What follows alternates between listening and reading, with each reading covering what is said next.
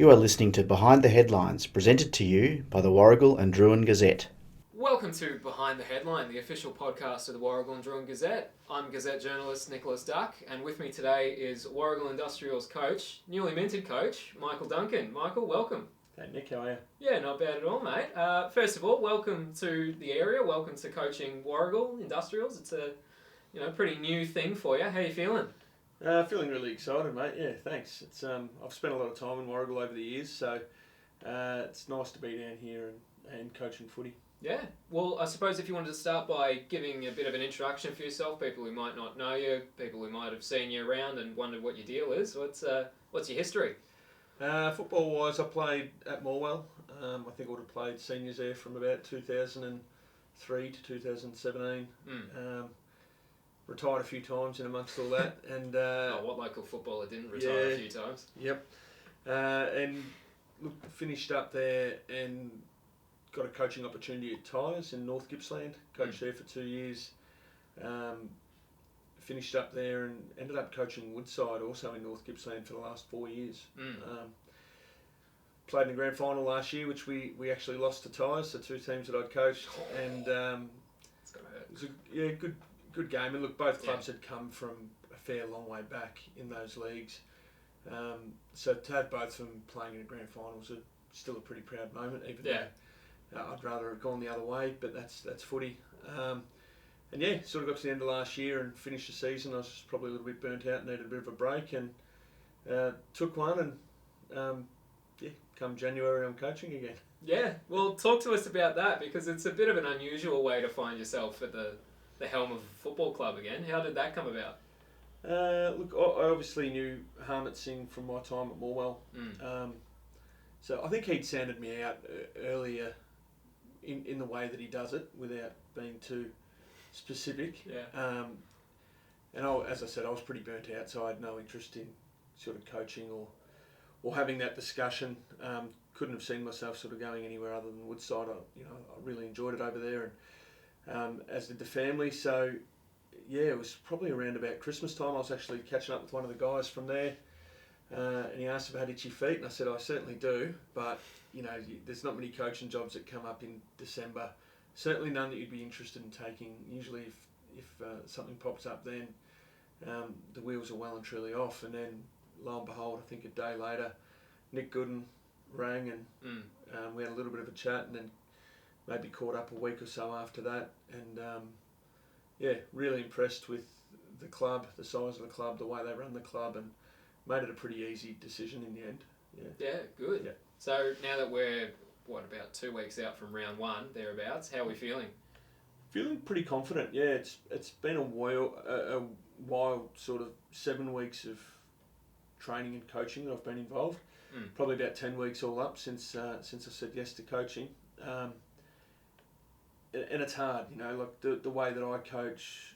I like to get to know the players and sort of understand what makes them tick, and what they enjoy out of footy, and try and make a really fun environment. I think to do that you need trust, and you can't force that. Like, it's not, some players you get it straight away, and then you just got to make sure you don't lose it. And other players it takes a bit of time, and so we are behind the 8 ball. There's no doubt about that in terms of just building that environment to the level that I want it. But in saying that, I think I'm miles ahead of where I thought we'd be. Yeah, good. I'm pretty excited and seen some really good signs. The last month it's been sensational. Yeah. So what was the first thing you did when you walked through the doors for the first time, given that you were coming in as late as you were? Probably the first thing I did in those very early days was I just got the club to send me everyone's number and just gave everyone a call, and just introduced myself, but also just to make sure they got my number. The off season's a hard time. You never like to hear of people going elsewhere or thinking about it. I think at least if they got the coach's number, they can give you a call and let you know what they're thinking and where they're at. So some of those chats lasted 2 minutes, and some of them lasted, over an hour. Yeah.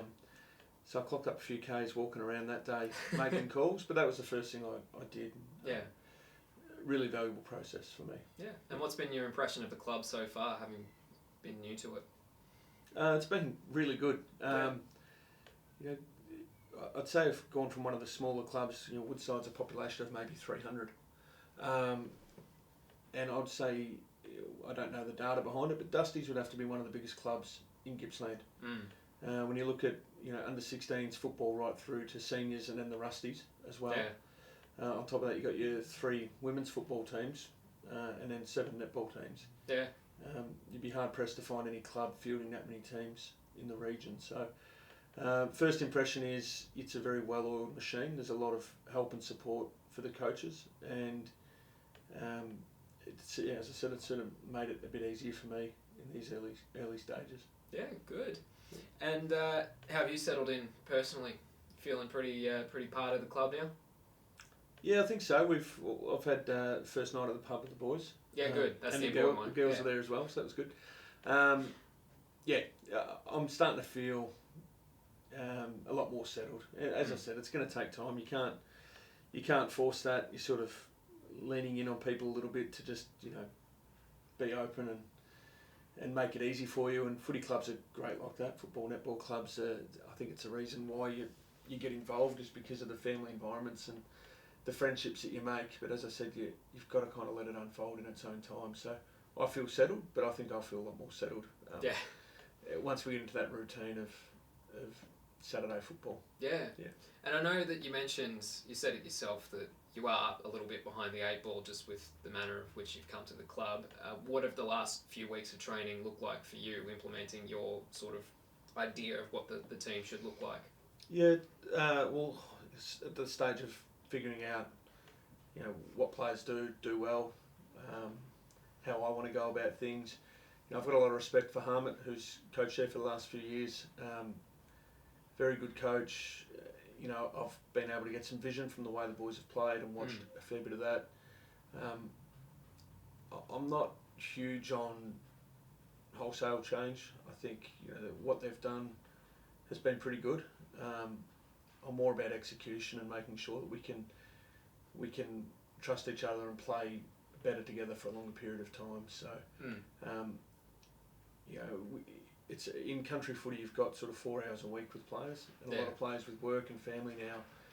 It can be a lot less on average. So, you can't have anything that's too complicated or too hard for anyone to understand. You sort of need your 35th, 40th person on the list needs to understand exactly what you're trying to do as a team. And if that's not going to work, then it's too complicated. So, stripping it back as much as we can, focus on the basics, and I think if we do the basics well, we'll be there. And realistically, we've got from now, if we aim to play finals footy, we've got from now till the end of the year to really get everything working the way we want it to. It doesn't have to be, set up and ready to go and perfect in round 1. Yeah, well, I wanted to touch on that because obviously the Dusties have made finals in both of their previous 2 seasons. They've made a pretty, given their recent history, a few years back they were sort of around that bottom stage of the ladder. So you're not coming into a club that's struggled for the last couple of years. How do you find that, coming into a club that has, to a degree, had some success over the last couple of years and is now looking to take that next step? I think it's exciting. A lot of people say you sort of got to get up there and lose it before you can go ahead and win one.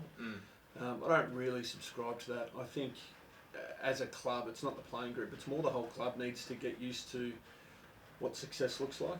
When you're down the bottom of the ladder, there's not a lot of pressure on positions in the team, which means training standards can drop and a lot of things can change. And being across footy for such a long period of time, a lot of people enjoy that environment. It's genuinely a lot more fun when you turn up just knowing you play on Saturday and you have a good time with your mates after that, and the rest doesn't really matter. But once you start winning, there's a lot more pressure that comes with that. Yeah. And you start to learn a lot more about yourself and about your teammates and about the club in those times. So to come into a club that has been up there and challenging for a little bit, I think it's exciting for me. It's the first time I've taken a role like that. Yeah. So at your previous clubs, were they maybe a bit further down the ladder when you came in? Yeah, I think when I started at Tyres, they'd come off a couple of pretty ordinary seasons. I think they'd had 5 wins the year before. Woodside had sort of been thereabouts a little bit, but had come off a 5-win season as well when I landed out there. So, stepping in Hartman's shoes and sort of following in his footsteps a little bit with this role. Yeah. I know that he sets a pretty high bar with how he does things. So, I've got to be careful not to feel too much pressure of that myself and make sure I just do it my way and, the way that I know. Yeah. And how has pre-season been tracking? Have numbers been good? Probably a little bit light on, I reckon, in the early couple of weeks, and I've got a pretty big network of coaches across the region I chat to, and I'm hearing it from Gippy League clubs that they're just struggling with numbers. Yeah, okay. At training, not all clubs, but some. Cricket makes that difficult for some as well, but our last month, we've probably been averaging, in the 30s at training every night, which I think is really good. Especially with the way we are, we've got a handful of guys that can't get to both nights, so they do their own stuff away from the club one night a week, and they come on separate nights. So generally speaking, across a week, we've usually had 50 different faces on the track a week, which I think that's pretty positive for the club. Yeah, good. And has anyone been impressing you out on the track, given that you haven't really worked with a lot of these guys before? Yeah, they all are actually. It's great being a coach because you end up with all these new favourite players. They all become your favourite for different reasons. And going from last year to this year, it's like, how do you replace this guy and how do you replace that guy? Because it's so good having him. And but then you start seeing, obviously you've got guys like Punky Brewster, who you've heard of and you've seen things about him. He's such a great rap sheet for a footballer in the region. But then actually CV would go out the door if we were to write it all out. You turn up as a coach and think, what am I doing coaching this bloke? Yeah. Great footballer, great football brain, knows what he's doing, exceptional leader. You sort of think, you're in awe of him. But when you start coaching him, you realise what makes him such a great player is he's still a great student of the game. He still wants to learn. He still wants to help the others to learn, and he gives so much to them. And when you give a lot, I think you get a lot in return. Yeah. So I've really enjoyed sort of seeing him, but the whole list, particularly the kids. I think the kids has been the most exciting thing. I know Dusty's didn't have. I think they had thirds a couple of years ago. Yeah. To now have. I think there's 3 boys in under 18s power, 1 in under 16s power. Even with the girls, I think there's 4 in the 18s and maybe 5 in the 16s. Yeah. So the junior program's incredibly strong. When a few of those boys, the thirds boys, join in training with us, Tom Cornwall, Regan Audie, Jed Pinkerton and Will Grummage have just come out of the thirds. Now those guys have been exceptional, haven't put a foot wrong throughout the pre-season, and been exciting to watch. And the best thing is their coachability. Like you pick things out, young kids coming out of thirds, maybe a few habits that they've got that you can get away with in thirds that you won't in seniors. Yeah. And we get stuck into them about it and pull things up, and it's all done with a smile, and you can see them session by session working on it and trying to improve, and it's really rewarding as a coach. When you get home and ask how training was, and it's been a really good night, you're pretty happy to talk about it. Yeah. Now, I wanted to talk about the wider competition as a whole, given that this is your first time coaching in the West Gippsland competition, still, by most measures, a pretty new competition, only a few years old. What have you learnt about the competition so far? What have been your impressions, I suppose? I've tried not to focus too much on the wider competition at the moment. Yeah. There's only so much energy you can throw every week, and for me it's 100% being on my group and learning them and figuring out how we're going to play and what's going to make us tick. But I know enough to know that Phillip Island's been a powerhouse, Inverloch's been really good, Nano Goons troubled us, Tooradin's troubled us. The competition's really strong. There seems to be a pretty solid top 6. Bottom 6 is probably playing catch up, but I'd say in any competition you can sort of drop a few and raise a few every year with just a few good players. So I think the competition's really, really healthy. Just to be fielding what they're fielding in terms of teams from juniors through to seniors is seemingly getting harder and harder for a lot of clubs. But as much as I'd love to dive into who's recruited who and who hasn't, my focus has solely been on our group. But we've done enough. I've spent a lot of time looking into the results of the last few years. I know that we finished 6th in terms of scores for and 5th scores against. I think Phillip Island were the benchmark. They kicked an average of 4.8 goals a game more than we did last year.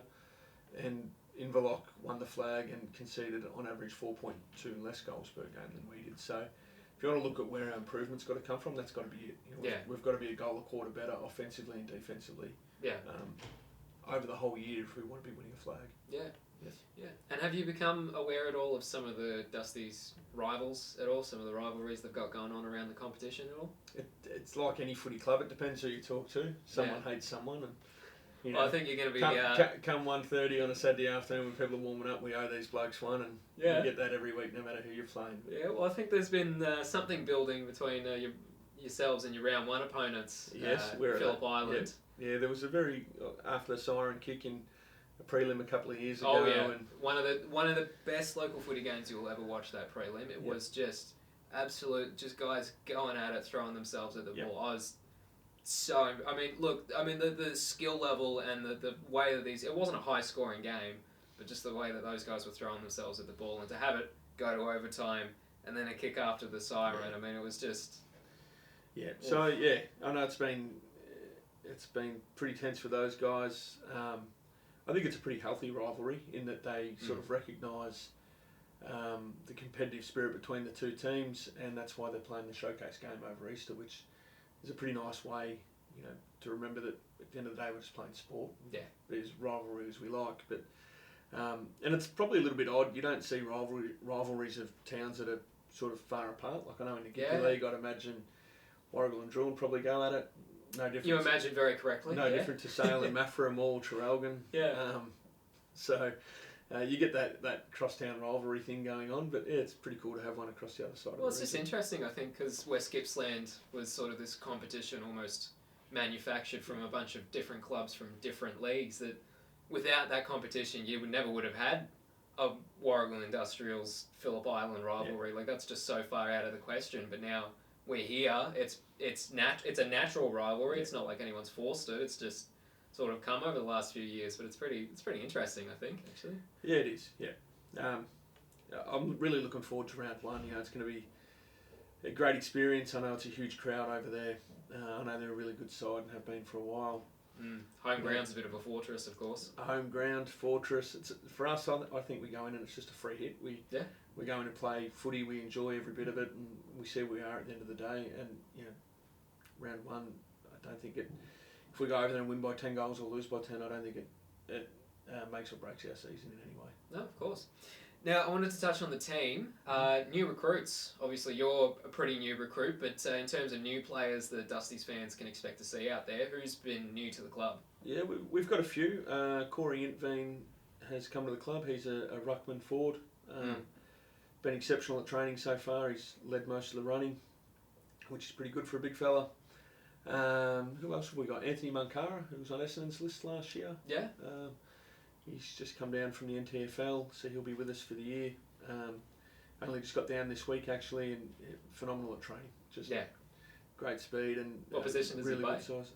Any, I would say. Any, yeah. Yeah. He, I'd say that's one of his challenges. We've got to find where he adds the most value, because he can add value in any role. He can play do a lot of different things. So we'll just try and work with him and find where he adds the most value. Lachlan Bambridge is another that's come across. I work pretty hard at trying to get some chats going with him, and once I'd heard what he's like, and since he come to the club, he's just such a good fella, really good to have around, and incredible football talent as well. Yeah, what does he play? Probably play centre half forward for us. Yeah. Left footer, really good speed, really good hands. Yeah. I think he kicked maybe 70 goals in the Allen Bank League last year. Yeah, well, it's interesting because I think Dusties have been an interesting prospect among the top teams for the last couple of years, because a lot of the top teams, I think, in West Gippsland sort of have that big dominant forward, that one that sort of gets a lot of the focus. I mean, I'm thinking the obvious one would be Nathan Gardner down at Coralline, but Dusties have been interesting because they don't necessarily have that. I mean, Mason McGarity has just obviously been one of, if not the best small forward going around, but it's been interesting to see that the Dusties have sort of had that wider spread of goal kickers when they've done well. Yeah, I think you look at our forward line, how it's looking this year. Obviously, we've got Braden Fowler. Actually getting on the park this year. Who I think you consider to be an exceptional recruit, and probably the marquee recruit in the league for the years in terms of a key forward. As for when we get him on the park, we'll be pretty cautious with that, I think. There's no rush there. It was interesting to see him try his hand at coaching last year, actually. I remember a couple of games that he coached without Harmit there, which... well, he's an assistant coach again this year, and he's been there every session. He helps out with everything, and he's heavily involved. And he's just so good to have around. But with the forward line, looking across it this year, there's 6 guys down there, plus one that probably rotates through, that I think can all heavily impact the scoreboard, and all could challenge a defender in a different way. And if it makes it hard for a defensive team to settle, like good defensive teams, they like to work on their opponent, get settled, and then just destroy them over the period of the game.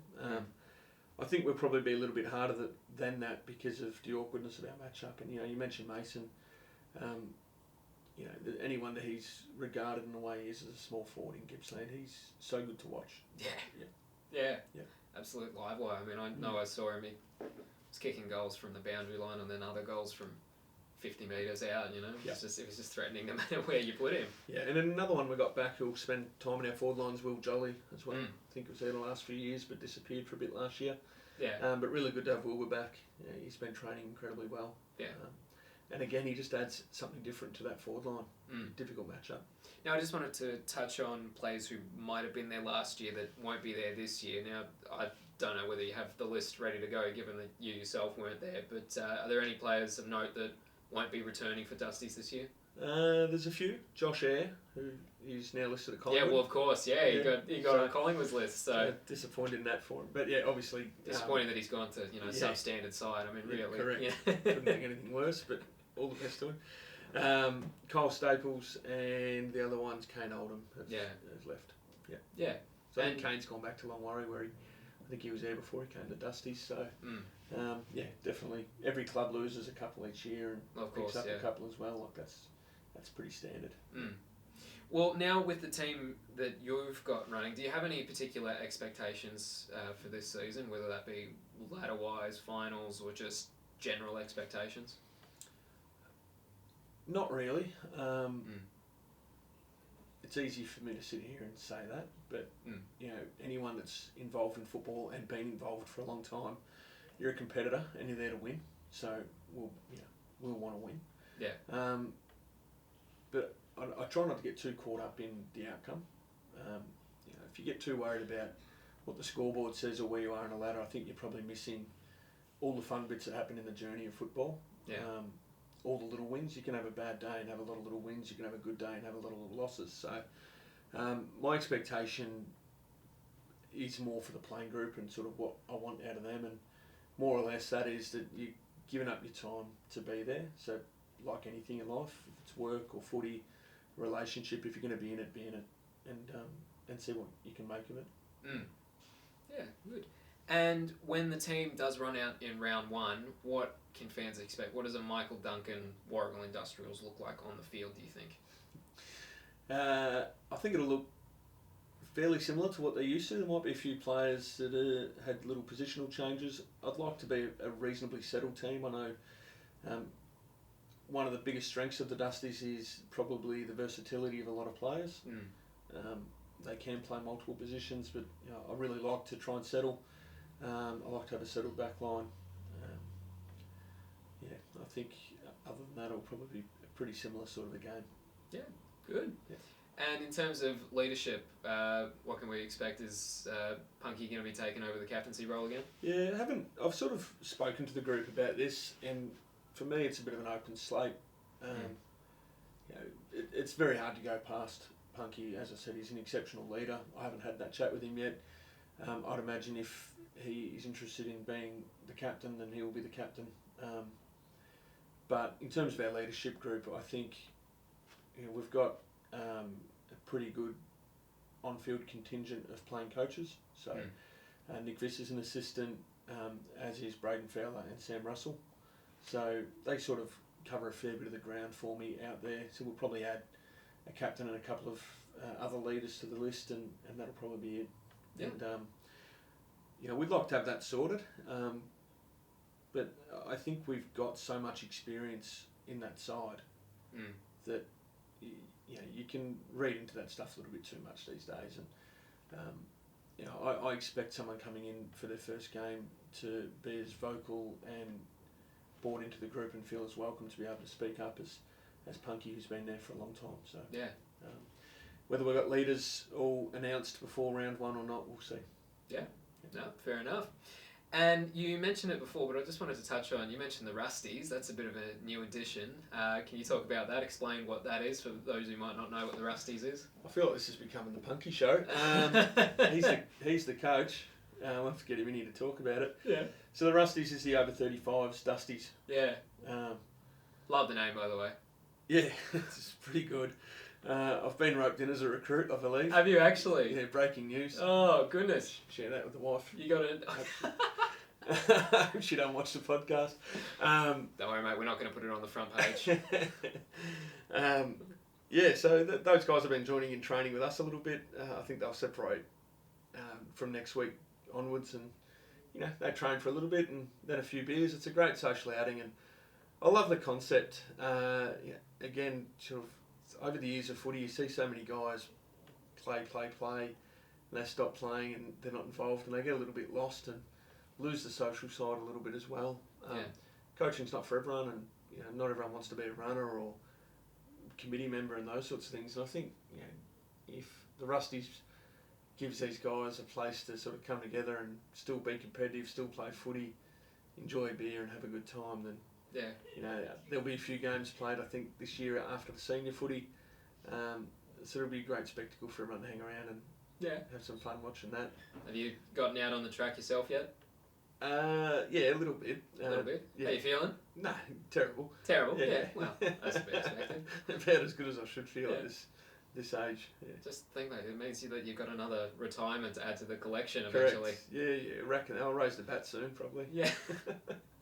That'd be pretty good, though, just to get the boys, after their game to come and support you. That'd be... Yeah, it'll probably be a real case of do as I say, not as I do. Yeah.